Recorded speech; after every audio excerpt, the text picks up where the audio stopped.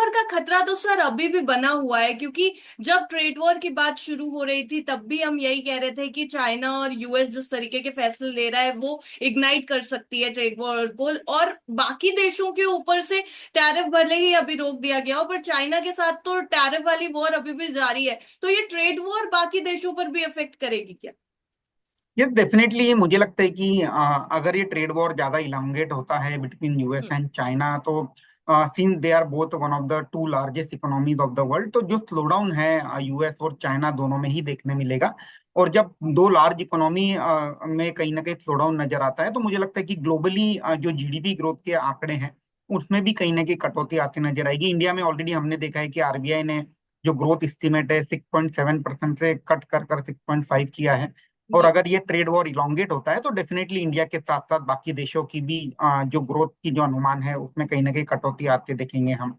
और eight the same time अगर ये ट्रेड वॉर इलोंगेट होता है तो China will try to dump its extra production in some other countries. तो हम्म। ऑब्वियसली इसका भी इम्पैक्ट बाकी की जो इकोनॉमीज हैं वहां भी हमें देखने मिलेगा। इन स्पेशली कुछ सेक्टर्स में जहाँ चाइना बहुत आगे है, जैसे इलेक्ट्रॉनिक प्रोडक्शन हो गया, वहाँ China is the way way ahead of any other country. या जो बेसिक जो कम वैल्यू की जो आइटम है, जैसे क्लॉथ हो गया, टॉयज हो गया, वो इंडस्ट्रीज में भी मुझे लगता है कि काइंड ऑफ डंपिंग का सिनारियो होते नजर आएगा। But at the same time every country will try to resist that by putting an entry barrier to the China product. तो थोड़ा सा कॉम्प्लेक्स होने वाला है, आई थिंक थोड़ा बहुत ओके। सारे मूविंग पार्ट्स है ये पूरे जर्नी में, ट्रेड वॉर में। तो लेट्स सी कैसे प्ले आउट होता सर अच्छा सनी इंडिया जी, भी फिर इस ये समय अभी रिस्क पर है, इंडिया भी रिस्क पर है, क्योंकि जब डंपिंग की बात आ रही है तो हाँ, फिर इंडिया भी एक बड़ा मार्केट है चाइना के लिए। है जी। इंडिया तो खैर, इंडिया तो अभी हम क्या करेंगे ये भी देखना पड़ेगा, एक बड़ा मौका भी है। लेकिन सर, आरबीआई गवर्नर ने इस बार जीडीपी का अनुमान 20 बेसिस पॉइंट्स घटा दिया। तो उन्होंने भी, वैसे जो उनकी कमेंट्री थी वो साफ तौर पे ये लग रहा था ना कि यूएस में जो भी हो रहा है, जो भी ट्रेड टैरिफ्स इम्पोज कर रहे हैं, तो उससे थोड़ा सा इस बार उनकी कमेंट्री में वो रिफ्लेक्ट हो रहे थे कि बहुत अनसर्टेन मूड माहौल है। ये डेफिनेटली, और डेफिनेटली होगा भी रजत जी। जिस तरह से हम बात भी कर रहे थे कि यूएस एक one of the largest consumer है वर्ल्ड का, और चाइना लार्जेस्ट प्रोड्यूसर है, ग्लोबल मैन्युफैक्चरिंग हब है।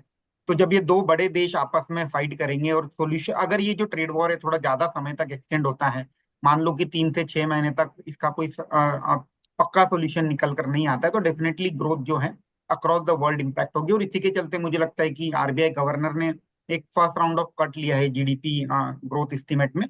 लुकिंग एट एन बेसिकली कि अगर आप एक्सपोर्ट हैं उसको वो कहीं ना कहीं हिट करेगा इन ओवरऑल दिस एनवायरनमेंट। और जब एक्सपोर्ट हिट करेगा तो ऑब्वियसली इकोनॉमी में कहीं ना कहीं उसकी जो ग्रोथ की अनुमान है वो कम होगी। But luckily India is more of an domestic driven economy, domestic consumption driven economy है। तो एटलीस्ट मुझे लगता है कि एक अगर हम ये मान के चलते हैं हाइपोथेटिकली, एक वन मोर राउंड ऑफ अगर जीडीपी एस्टिमेट है उसमें कट आता है, तो शायद हम 6.5 से 6.2 या 6.1 तक भी जा सकते हैं। But anyway in a global uncertain environment 6% growth is a very good growth on a real GDP basis. उसमें अगर आप अब अगर आप इन्फ्लेशन के नंबर जोड़ दोगे 3-4%, तो तकरीबन 10% की nominal GDP growth in a global uncertain environment, it's a very good growth मुझे लगता है कि इंडिया के परस्पेक्टिव।